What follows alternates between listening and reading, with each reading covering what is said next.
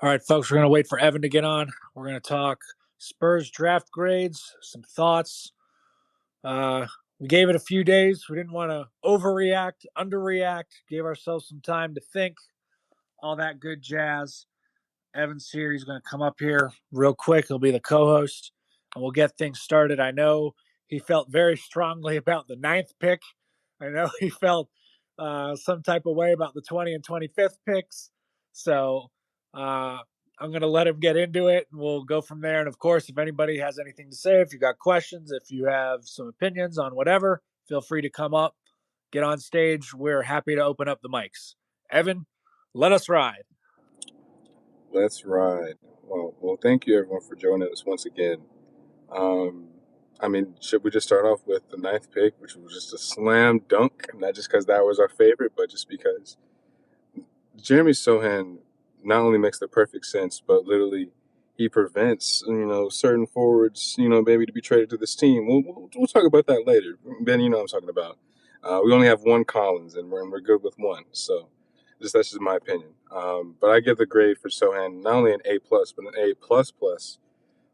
Solely because, man, if you're thinking about Jalen Duran, if you're thinking about Jeremy Sohan, comparing the two, you have to imagine what fits for the Spurs way not with just the roster right now, but with what was going forward. Um, Brian Wright made it clear, hey, we're taking BPA. Some people can obviously argue that there may be some better players at 9 over Sohan, but man, with Malachi and Blake Wesley, which are both steals at 20 and 25, we'll get into that a little bit later. This whole overall, I'll give it an A minus. There could have been a better pick over Blake Wesley, but overall, man, these guys are just, I don't want to say guaranteed NBA players, but with the right system around them, these guys are guaranteed to be above average NBA players, in my opinion, in at least 3 to 4 years. And that's around at least Matisse style ball, above a little over that type of production. These guys are going to be making multiple contracts in this league. And with Sohan, you make an interesting point that maybe that prevents the signing of another forward, perhaps. But what it didn't do was prevent a potential signing of a center to pair with him, or to pair with Pirtle, or to potentially start over Pirtle. Notably, Deandre Ayton, who, by the way, the odds have been changing on who he's going to sign with. Um, there was a third team today that made a huge jump in the odds, but I don't trust Vegas with this stuff because I feel like they know even less than we do. They're just throwing teams out there. But Jeremy Sohan, for me, definitely an A plus grade. Just a no brainer. You could argue that Jalen Duren was the better player available. I wouldn't. Jeremy Sohan, I think, fills more gaps for the Spurs team, and frankly, we still have all of free agency to see what else happens, because the Spurs roster could look different if they decide to trade some guys. They kept Zach Collins on the roster so past that date on his contract, so now his contract is fully guaranteed, which could mean that instead of walking away from him and only paying him half his contract, the Spurs might be saying, well, we may need his contract for filler to another team. So something to keep an eye on going into free agency. I think the majority of people here, and please correct me if I'm wrong, but I think the majority of people in here will say that the Jeremy Sohan pick was definitely a good one, if not a great one. And I think Evan and I are going to move on to the 20th pick in Malachi Branham. Yeah, but before we do, real quick, people were actually pretty split, at least on draft night. A lot of people were still set in stone on Jalen Duran or even Johnny Davis. The reactions from those live parties were kind of, hit or miss. But yeah, let's go with Malachi. And this is, I'm not just, trying to toot my own horn here, but I've been super high on Malachi, especially since I went on a deep dive on him, I want to say 3 weeks ago. I was invited onto a Wisconsin Badgers podcast, and we talked about all the players in the Big Ten that are going to fall in the lottery.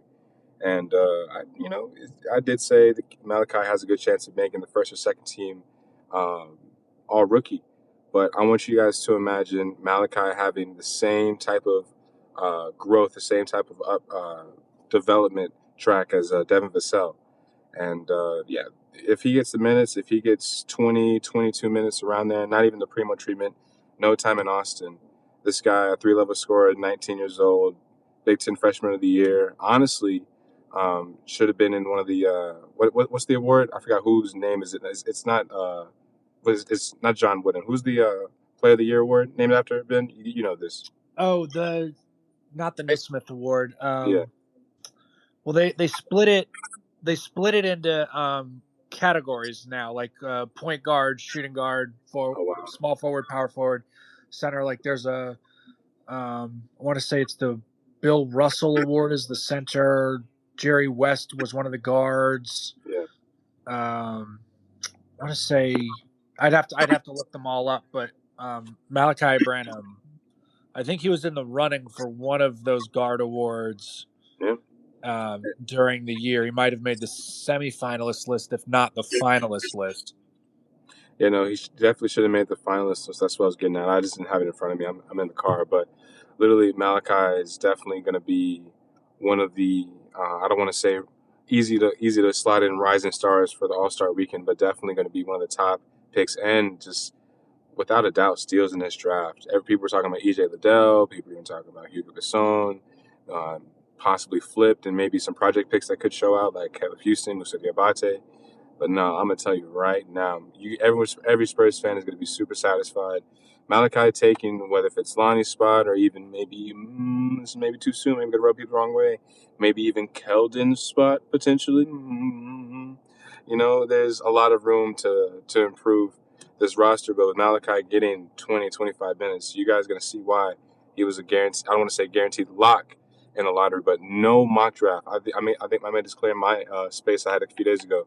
There was no mock draft dating back to maybe March that had Malachi with the Spurs with their Raptors pick.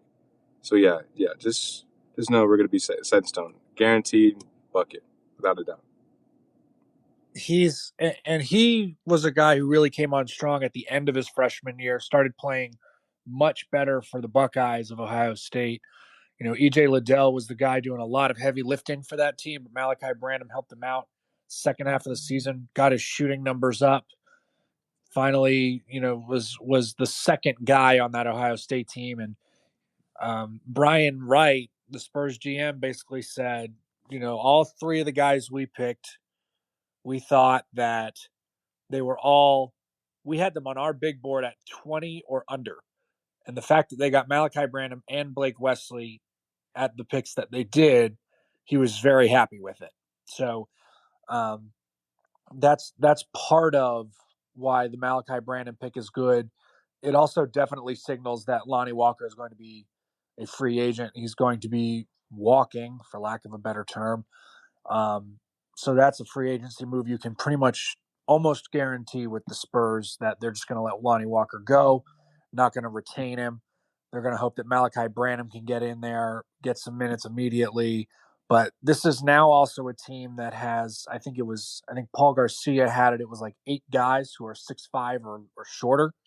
So there's a lot of guard heaviness on this team. There already was, and now there still is. And the big man situation wasn't really addressed. You got Jeremy Sohan to play some forward, but he's not a center, not in a traditional sense. He could probably play small ball 5 for you, but now you're talking about, you're trying to switch.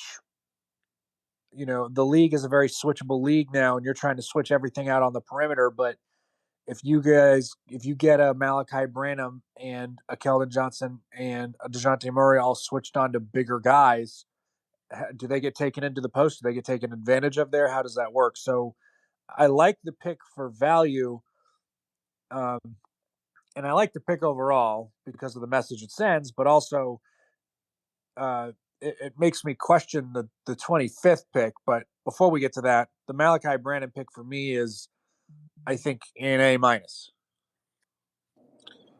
The only reason why I give it, I can't say an A plus. A plus is just like this is just an astonishing. I can give it an A minus as well. I was gonna say A, but A minus is fitting. He just fell to us, and that naturally happens in the draft when you have two people that, in a sense, are reaches, Usman and Jalen Williams, both in OKC some way somehow. Shout out to the Knicks. That shakes up the later end of the draft, especially with guys needing more wings, and that even tailed into the later half of the draft. Kendall Brown went where? He's in the he got traded first pick. He's in the Pacers, second round. That's crazy, but realistically, Blake Wesley is kind of where people's, I want to say, jaw started to drop. He was even mocked to the Spurs at 20, the combo guard from Notre Dame. And I've said this on plenty of occasions, even before he was with the Spurs, before he got drafted. This man reminds me exactly of Miami Lonnie Walker, minus a slight bit of athleticism. Literally a decent catch and shoot shooter who wants to shoot it off the dribble. It's inconsistent. He bases everything off his athleticism, doesn't have the tightest handle, but can glide past people with the right set, with the right matchup around him. But man, the shooting is just like, he'll shoot himself in the foot. We're getting to, Tony, I was DMing you a second. We'll get to you in a second once we switch to the DeJounte talk later half in the second half of the space. But stay with us, man. We're basically basing Lonnie not only off of this team, but finding his best replacement, and that's Blake Wesley. I've been screaming for weeks, we need a combo guard. Blake Wesley was definitely the best available. I didn't even think we'd be there at 25, if I'm really speaking. So, a solid defender, not the best. Okay athlete, catch and shoot, just needs to be more consistent. Same without the dribble. And he could definitely be a 3-level scorer one day. He's a little undersized for his position as a combo guard. That's kind of like the tweener. You can be 6'4", 6'5"-ish, which it's fair. Has a long wingspan, 6'10", if I'm not mistaken. So, he'll be a good Spur. Everyone was, I don't like the disrespect, though. Everyone was saying, oh, this guy's automatically going to stay in Austin for a year. This kid can very well get the primo treatment, especially if there's no other guards ahead of him on the depth chart. And the primo treatment is not technically end-of-year starter, but end-of-year starter minutes, productivity, if you may. So, that'll definitely be Blake Wesley. Love the pick, man. And don't be surprised, man, if he even passes up Malachi in terms of production 2 or 3 years from now, because definitely was the reason why he was selected as or mocked as at 20.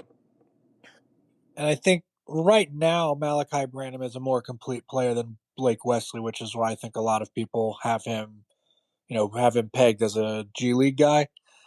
And like you said, that could change in the next 2 or 3 years. But with picking another guard there, with picking another shooting guard, it made me wonder,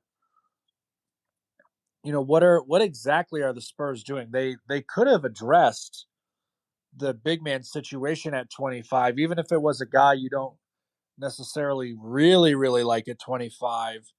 It's there were options to be had, and you can send him to the G League and hope he pans out. I mean, it felt odd to me that they went with two guys who were basically the same size, and and then and everyone was cool with that. Like, I get that it was good for the value of that pick, but I'm not sure the fit made sense. And at 25, having two picks already, you could have been drafting for fit better. I mean, Nikola Jovic was still available, and you also had Patrick Baldwin there for the taking if you wanted to try a project pick at 25. Wow. Well, besides that, the breaking news, Nets want to re-sign Kyrie Irving. Look at that. I'm sorry. Distraction. Shout out to Shams. Anyways, sorry. When it comes down to these players, Ben, I can piggyback off that real quick.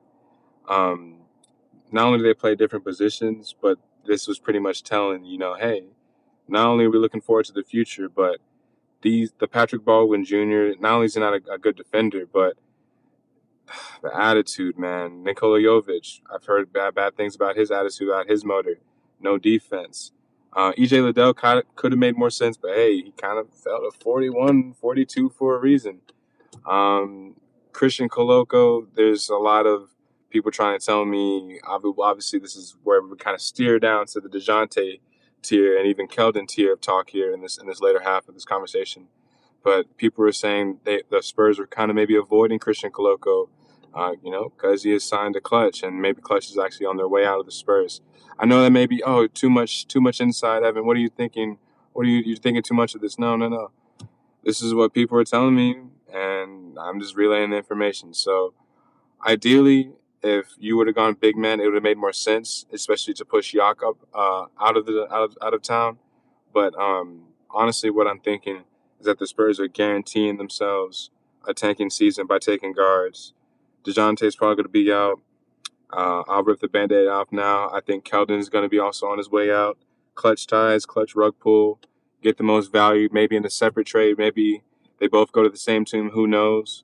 But at the end of the day, if I'm not going to say if these rumors are enough, but if DeJounte is not like knocking down these rumors, debunking all this, wanting to come to San Antonio, wanting to do something for the community. Literally, if a player like Shea, who's in trade rumors a few weeks ago, 3 days later, Max, he was at the podium saying, "Hey, no, I want to be here," and right back to Toronto, right back to what he was doing.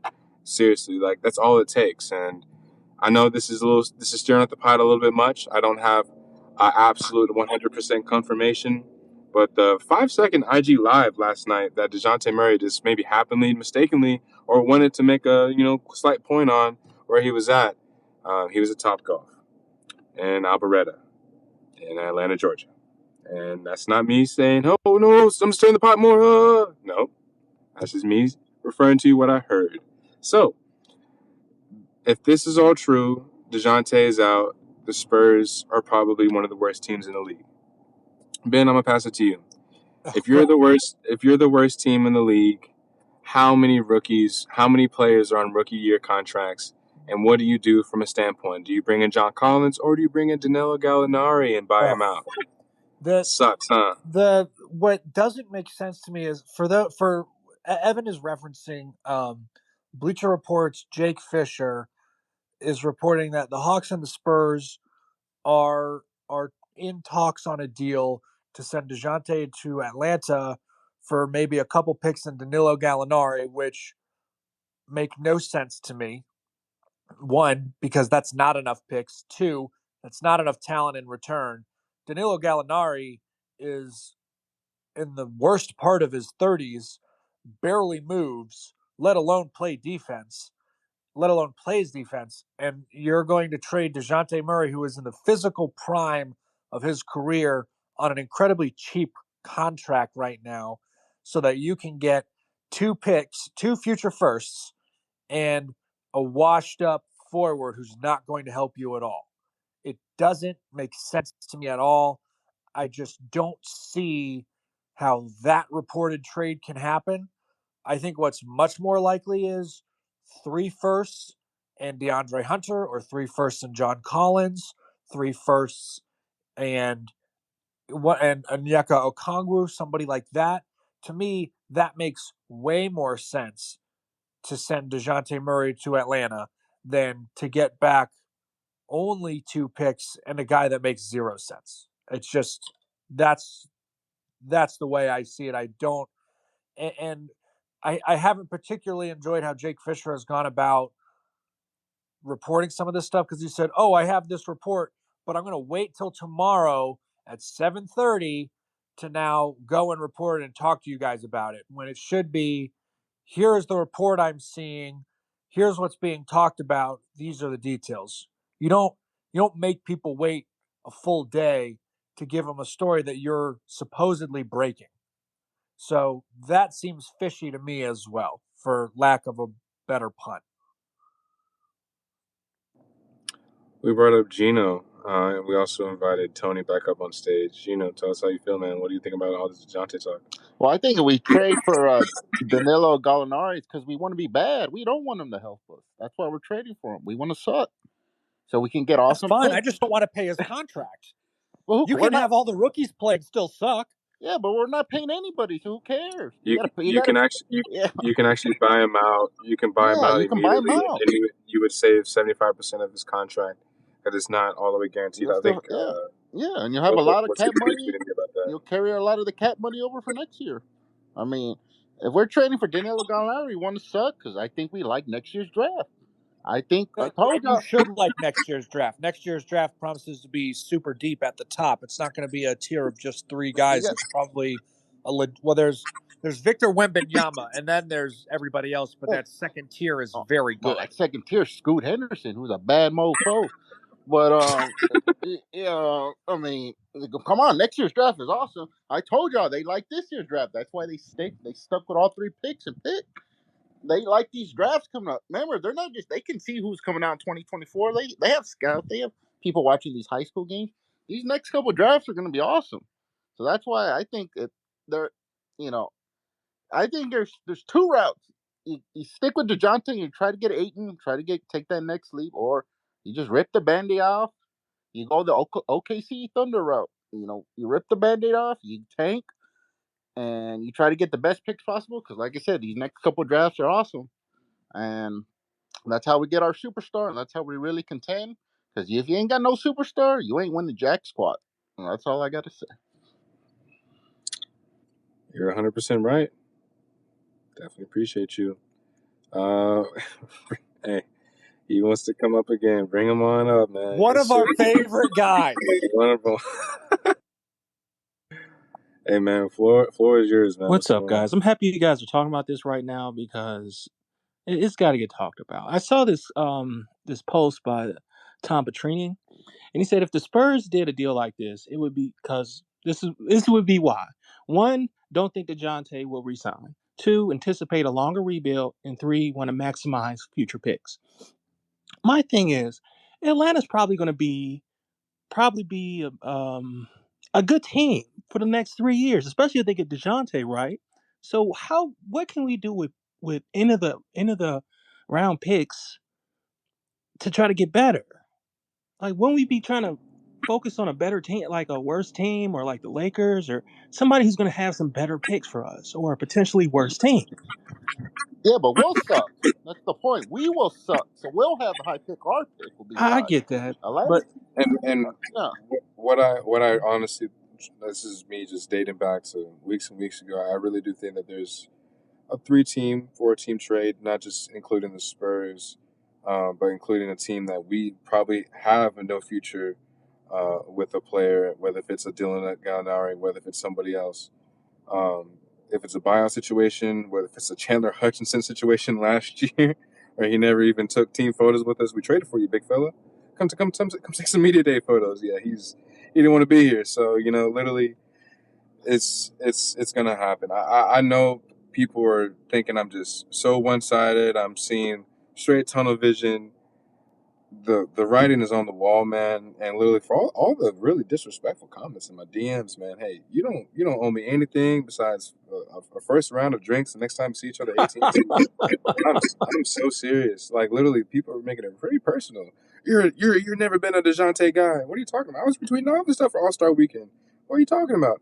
As soon as somebody crosses the line and you can tell something's up, the Spurs never made any type of, I don't want to say attempt to build around him, but those attempts failed. If the Zach Levine news, if the DeAndre Ayton sweepstakes with no other superstar or 1B situation around him, we're gonna suck. And he wants out, and this is gonna be a clutch pull. Clutch is gonna say, "Oh yeah, hey Keldon, Lonnie, we haven't even talked to Lonnie in so long." Huh? We probably haven't talked to DeJounte. I'm not saying they have the same agent, but bro, like you got to realize, y'all, this is all just it's all. And listen, if this deal doesn't happen by Thursday, I don't know what I owe y'all for all the trouble, all the hip hop. But yeah, Thursday is the day for Gallinari's contract to be fully guaranteed, something like that, and he'll have to be able to move. If not, then yeah. So yeah, Thursday. I don't know if at midnight or Wednesday at midnight. Look for that to be a thing. That's And Gino, I know you're talking about a rebuild, but you know how Pop is. We will never be able to really tank to get the picks that we want. So even if DeJounte's gone, this team is still going to be good enough to win how many games? 30 games, and Yeah, that's my not going to be enough. I would just say you don't want to be the Indiana Pacers where you don't suck enough to get a high pick and you're not good enough to really contend. You're stuck in the middle, the purgatory. That's what I don't want. I don't want the Spurs to be the Indiana Pacers, 20 years stuck in the middle.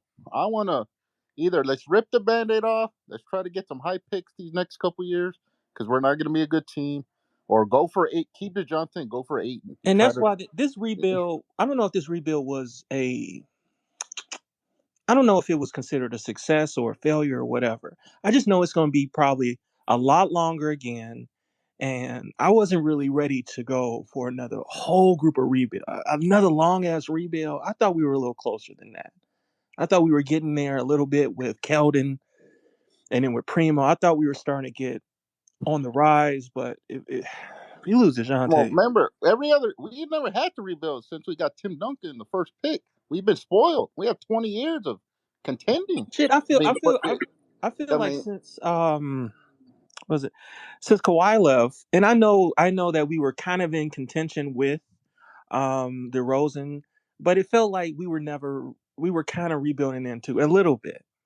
I know it didn't seem like it, but even with them, because we really didn't have a really good chance to win a championship. We gotta bring in Eloy on this, man. Eloy, how you doing? How was the drive back to Colorado? Man, it was good, man. Good vacation. I'm actually sitting in my office here at the airport. Very Almost nice, the end of my second day back to work for vacation. very nice, very Uh, nice. That's how you feel, uh, man. just wanted to touch in, man. Gino's right, but you guys, if you thought that the last 3 years was a rebuild, winning 30 games, 34 games, you thought that was a rebuild, strap yourselves in. Because if this trade goes through, we're going to really see what a rebuild is. And that's winning 15 to 20 games. If you lose Murray, you're not winning 30 games. You're going to drop at least 10 games, or you're going to go more towards the loss side. You're going to be losing about 20 games or winning 20 games next season. But to the gentleman that was just speaking to his point, why do we want draft picks from a team that might have a winning record? Hey man, just look at the Pelicans. I mean, we thought that when they traded AD to the Lakers and thought they're gonna have picks in the 20s, and they ended up picking number 8 this year because you never know what's gonna happen with a team. The chemistry might not be there. Injuries happen. The more capital you have, the more chances you have to be in that lottery. You just never know. So Evan, I've been tweeting it. I've been saying it since the end of the year. The Spurs probably got to look at trading DeJounte just because that big summer's coming in 2 years. What are you going to do?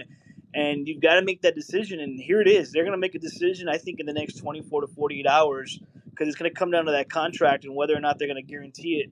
And I think we'll know by this time Wednesday evening whether this deal gets done or not. Oh yeah, no, without a doubt.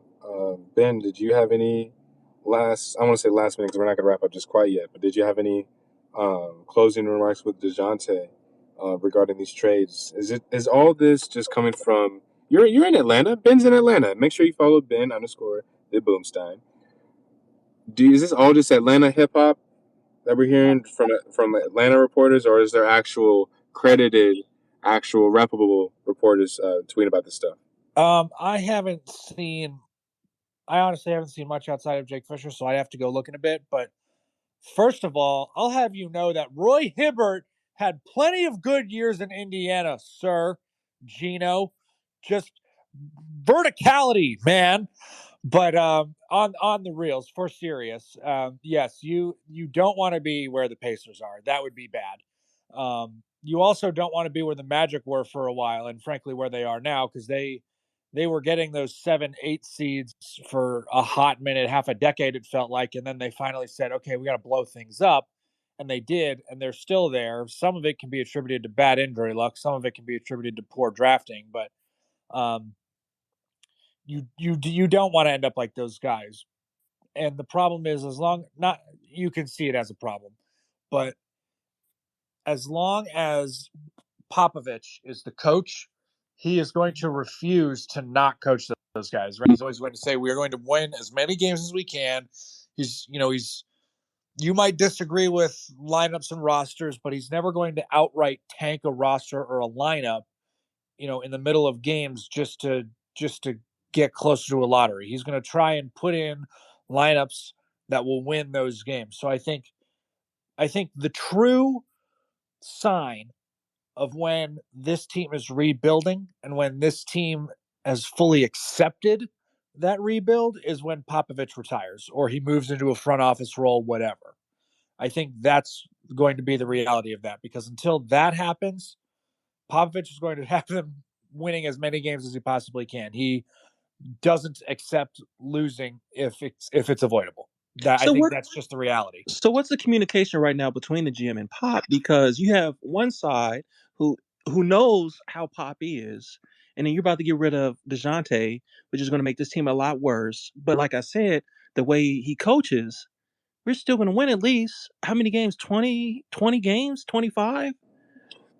I got two words for you, my man. Quinn Snyder and maybe Coach Pop. Just doing the what's the coach's name? Brad Stevens. Just doing the old basketball operations move. Hey, I'm up in the bleachers now. I'm not on the floor. I can't take it. It's literally, I don't want to say inevitable at this point, but Quinn Snyder is gonna find his way in black and silver, man. Like, I think he's just waiting for all this to go through. Literally. So it's either him and probably James Borrego, if we're being honest. Like So, Thanos, he is inevitable. no pun intended. So I wanna open the floor to the Men in Black podcast. How you doing, man? Appreciate you joining us. We were talking a lot of just DeJounte. You're not gonna be the last guy that wraps up this conversation, but we have to steer it one way to the future of this team, and then who also maybe you guys want to maybe bring in later down the line. What was yours, my man? So people say like Pop's front office. Pop is front office. He's president of basketball operations. So he's already got a front office job. So it's not really about like GM or RC or anything like that. Pop's the one that makes the final call on all that stuff. Now, if what you say has smoke and is true and a DeJounte, and clutch is a problem, then I kind of tend to agree with you. But then if I go back to organizational philosophy, Pop believes in incremental gains. So he would just simply stay the course. So it's just kind of one way or the other. I hope DeJounte doesn't leave. Clutch can pose a problem because they've reared their ugly heads in other organizations. And like you said, Keldon. Oh, Keldon's agent and Lonnie's agent are the same for Clutch. I think it's like Ian Newton or Malcolm Newton, but DeJounte's agent is someone else. So I haven't really looked that one up.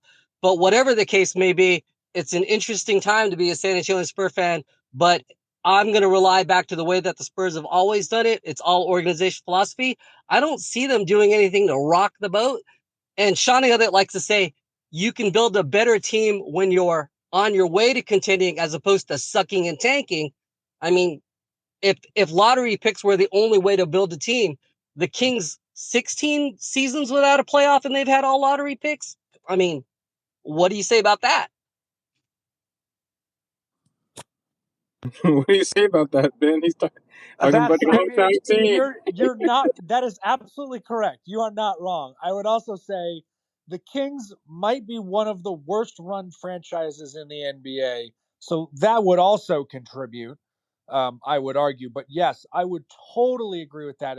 If you can show proof that you are on your way to winning and you're maybe a lottery pick or two away from having the pieces you need, that always goes over much better than saying, "Oh well, we're gonna have to tank. Let's see if we can get a couple of high picks for ourselves over the next few years, and see if we can, take on somebody else's picks." That's incredibly hard to do because teams just aren't as willing to trade with you for those things because they know you need them. It's a competitive league. They're trying to keep you from becoming good as soon as possible, and they want to keep themselves near the top if possible. So yes, many lottery picks do not make a team. I am with you, Mib Twib. I love that handle, by the way. Amazing. Thank you for that. I think we have a hand raised. Tony, what do you have for us? How you guys doing? I appreciate the information that you guys throwing out there. I heard this today that this kid is actually going to get traded. I'm still, I don't know, I guess flabbergasted by it with Spurs at the with Popovich at the helm too. It's like I don't get how you trade the kid. 24, 2 years left to like something like 17 million, all-star, close to a trip dub. Also, so I guess what you guys are saying is he's going to ATL. I don't really get that either. I know he plays differently than Trey, but I don't know. And as far as the last guy said, you kind of hit on it. It's a hell of a lot different when you're talking about the Kings picking in the lottery and Greg Popovich picking in the lottery. I mean, probably take like two of them years, and you guys will be on your way again. So, but I just wanted to know. I guess maybe I missed a piece of it. Is this? It's definitely locked in. Like this kid's really going to ATL. I guess my Knicks ain't got no shot. It's not fully confirmed, but that's been what a lot of reports have been saying.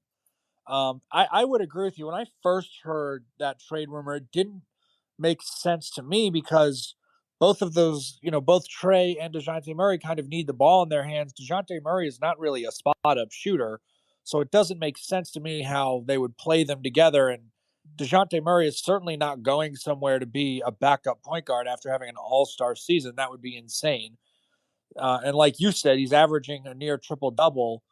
I don't quite see the fit with Atlanta. I mean, they're probably thinking they can alleviate some of the pressure that's on Trae Young because he's a guy who, one, doesn't play defense, and two, is a little smaller, so he has trouble getting some shots or getting as open because he doesn't have as many good teammates. But if the Spurs are trading DeJounte Murray, you have to expect that they're going to get one of those better teammates back in return in that trade. So I don't really understand why it's the Hawks, why they're the big contender right now, but I've been seeing all over the place that a lot of Knicks people would love to have DeJounte Murray, Yeah, but I don't know what the Knicks can offer. That is what I have to be enlightened on. I mean, my thing is the Hawks. I'm being honest. I know they're like a young team with spread talent. Obviously, they're not giving off Trey.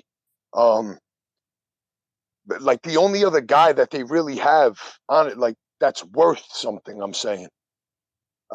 I'm gonna say is Collins. I mean, I'm not saying the other kids are bad ball players. They're nice, but I mean, they're role players. They're pieces. Bogdan, the kid Hunter. They're nothing. Nobody's like special. And then the Knicks have a bunch of picks too. I'll send every single pick for. I'm still flabbergasted that Murray. I've been saying there's no way Popovich moves him. So you guys saying this is like I'm really sitting here like holy shit. So if it's possible, I mean, I'd offer every pick we got as a Knicks fan, literally every single one. I know this is hefty and low. I'm just saying, being dramatic. Tony, I was going to ask you to make a joke, but no, never mind. I want to ask you this, man. Would you rather have Jalen Brunson close to a max contract? What was it? What was his average been? It was like 26, 27, I'm not mistaken. Yeah, he's Somewhere max is 32, and then maybe like 25. They offer something like that. Yeah. Or would you rather, and that would be a sign and trade with Julius Randle, or would you rather have DeJounte Murray? It would probably be I don't want to say a 3-team trade, but there will have to be a lot of incentives. And honestly, I don't think the Spurs, I'm going to say they want Cam Reddish, but I in terms of player types that the Spurs would look out for, I definitely would think it's not just an international thing, but in terms of like projects, I think they would rather have like a Rui or a Denny Avita. And then in terms of like the wings you mentioned in Atlanta and how it would work with DeJounte, the wings in Atlanta that just pretty much blew up the first offer, just from what I heard, or Aneka Okongwu and DeAndre Hunter, they're pretty much untouchable. If you can imagine, Clint Capellas is still there. Clint Capella is not going to be moved. Apparently, that's Trae Young's best friend. Trae Young just followed DeJounte. His dad is spicing things up, liking a whole bunch of Hawks fan TV's tweets and stuff like that. He's been the main one pushing it from a while. And literally, if you can imagine DeJounte, bringing the ball up, Trae's doing the Steph Curry effect, running off of curls, short corner ball actions, coming off the top of the key. There used to be an elevator play. Say you start from the right wing, you go all the way along the baseline, then you come up between the free throw line, and then literally the screens close the elevator door, and then boom, he's wide open for a top of the range. Whether if it's from a logo range or whatever, he'll be open one way or another because all those screens will be set. And basically, it's DeJounte being the guy guarding obviously being like, I don't say the point of attack defender, but they also have DeLon Wright. They have versatility there. I see it on the defensive end. I definitely see it on the defensive end. My thing is more on the offensive end, like you're saying, I get it. But on offense, I just want you to imagine this, bro. I'm gonna break it down in 10 seconds. I'll make it But it's not going to be like real quick. Curry because Oh no, yeah, no. there's Clay next to him, you know? But it's completely different. Let me imagine this. Picture this. Give me 10 seconds. DeJounte gets 2 feet in the paint, whether if it's a pick and roll, dribble handoff, play action, one way or another. DeJounte Murray gets 2 feet in the paint. He's gonna jump past his way to an open man, one way or another, or it's gonna be a mid range, it's gonna be a floater, or it's gonna be an alley oop or slip down to Clint Capella. One way or another, as long as the Atlanta Hawks have what I'm calling 3-and-D trees. Either they're really good defenders or they're 3-point shooters, and they have long wingspans. DeAndre Hunter, Anika Kongwu. They'll probably move on from Dylan Gallinari, and they have what? AJ Griffin. Hey, he's not a defender, but the motherfucker can shoot, right? So we got to give him that. At the end of the day, as long as they have people like that on their team and they have versatile lineups, Jalen Johnson's still there. We couldn't squeeze him out the deal. They would have made sense, but we couldn't get him. So, yeah.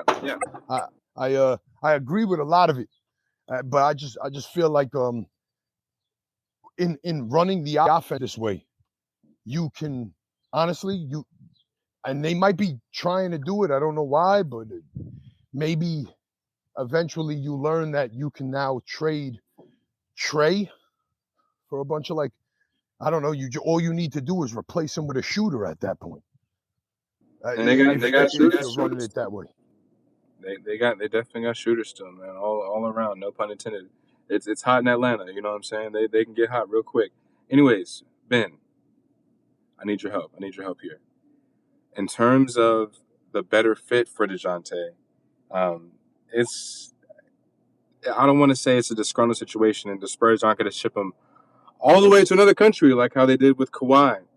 But in terms of the front office and what they're thinking in terms of how they want to lure in more free agents, that's not courteous to other agencies, but not break ties with other agencies.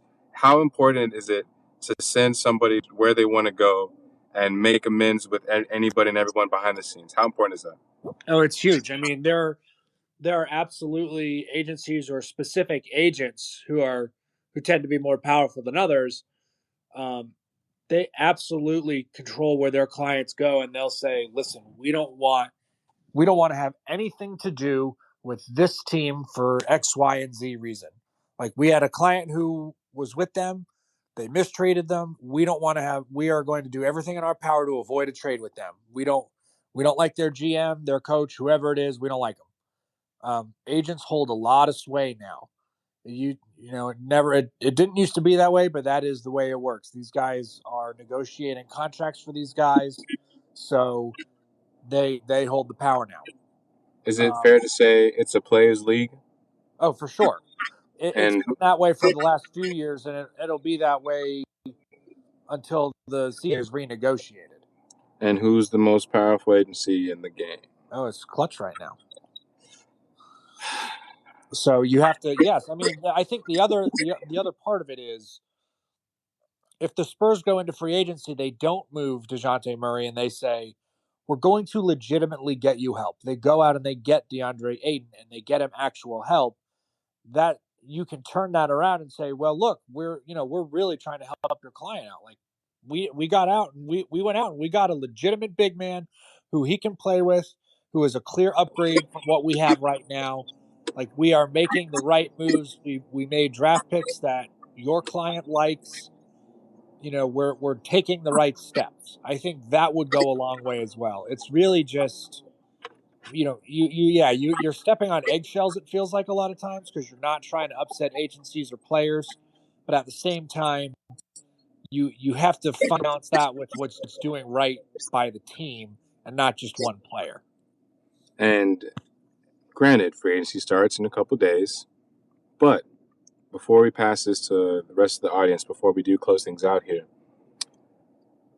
every player who is a fringe, I don't want to be here, or a fringe, maybe I'm in trade talks, they make their decisions now. They're quiet, but some of these guys, they make it apparent. Miles Bridges, he's going to Detroit. I'm not going to refer to the bar his friend put on Instagram yesterday. It's inappropriate, but hey, the man's going to Detroit, okay? Tyrese Maxey, question mark? Tyrese Maxey is a Sixers guard for the future. They traded for DeAnthony Melton, man. He's a combo guard. Oh, he's a combo guard. But when you think of the relationship with him and James Harden, it's a players' league, baby. It's a players' league. Tyrese Maxey's about to get paid. Maybe doesn't want to be Philly. Maybe doesn't want to get extended. Get me out of here. Quiet, though. Quiet. He's mature. He's not tweeting his heart out. He just removed Sixers from his bio. Small stuff, nothing crazy. Deandre Ayton probably is not going to be a Spur. And I'm not saying that's why the odds are flipping or changing. I don't even know the reasoning behind that. It's probably some people making some money, right? But at the word of Zach LaVine not being interested and the word of Deandre Ayton, I don't want to go to San Antonio. I don't want to wait for what y'all got going on. Maybe y'all can figure it out a year from now. But, I'll be gone by then. Yeah, I don't think it's going to be a thing. I would rather have DeAndre Ayton over Zach LaVine, younger. And you can have a DeAndre Ayton with no real scoring threat on this team as a 1A because he wants to be the guy, apparently. That's why he's even entertaining Indiana. He's entertaining the Raptors, entertaining Portland. He wants to be a guy or the guy. But as long as the money's there, as long as the situation's made up, he's chilling. So that's definitely the note right now. I think that will play a large role in how that sign and trade potentially goes with DeAndre Ayton because that's one of the reasons he's got friction with the coaches, and I think with Chris Paul specifically, is he wants a bigger role in the offense and they won't give it to him. Yeah, before we pass it to you, Chris Paul does not play that BS. Chris Paul is the vice principal of the NBA, and he's the guy that snitches on his own teammates when they walk in the locker room a little too stony baloney. You know what I'm saying? So yeah, he doesn't play that nonsense with DeAndre. And I'm sorry, Ben, I had to say that, but when you imagine Chris Paul, he's the guy that is the arrogant. I'm a snitch. I'm not gonna put up with this. And DeAndre, it's not just the 17 minutes he played in his last game. It's his body language, man. The kid needs to grow up, and CP3 don't play that, especially with Monte. Hell no. Great place to grow up is under Greg Popovich. Just throwing it out there. You're right, sadly. You're right. All right, we're passing it along. So here's a question, guys. Are the Rockets better than the Spurs? Let's say DeJounte stays. Are the Rockets better than the Spurs? Are they? How did we let the Mavs and the Rockets get ahead of us? That's crazy to me. Because right now I feel like the Rockets are better than us, or they're in better spots. They're in a better spot right now than we are. Yeah, no, they're in the same tier. Without DeJounte, we are clearly the worst team in the division and the worst division in basketball. But hey, man, it's going to be a while, and we've seen as we bring Marie up, we've seen different rebuilds in different ways with the Memphis Grizzlies. They happen to get Josh second round pick. They happen to get Triple J. Forgot what pick he was. the second overall pick for the record, no. second round. Oh, my bad, second round. Obviously, sorry. Second overall pick. Forgot what Triple J was. Not only did they nail those draft picks, but they drafted well with Desmond Bane. He wasn't even a first round guy, first round draft grade way back when. I don't even remember that, Ben. So, if you can imagine the Rockets being maybe a year or two behind the Grizzlies, yeah, the Spurs will definitely be a year or two behind that because we haven't even got one of our solidified guys yet because DeJounte will be out. So, but yeah, Marie, we brought you up on stage. How are you? Thank you for joining us once again. I think you may be the last person to join us. Just might. So, what's going on with you? I just wanted to say thank you for having me. And just want to co-sign with what you said. Yeah, we're definitely, as far as asset-wise for the future, behind the Rockets, behind the Grizzlies, behind the Pistons. But it just boils down to the road they took. The Grizzlies went ahead and ripped off the Band-Aid. They got rid of Conley. They shipped everybody off. They landed the number 2 overall. We know what Houston did. They sat John Wall. They got rid of James Harden because he wanted to leave. They also got the number 2 overall. So yeah, as far as high-end prospects as it appears right now, we never know how it can work out in the end because I'm a huge Primo truther. But it does appear we are definitely behind the other teams that went ahead and just did the tank, full out tanked. And you can't tank unless you do it from the very beginning, not just the last 20, 30 games, man. The Kings did it. Shout out to them. But we're not the Kings. And they deserve it. They've been mediocre for a while. And then, what did they get? Keegan Murray. They passed on Jaden Ivey. Because what? Nobody wants to be there. And Sacramento is more mismanagement than anything for those last 20 games if you want to get into it.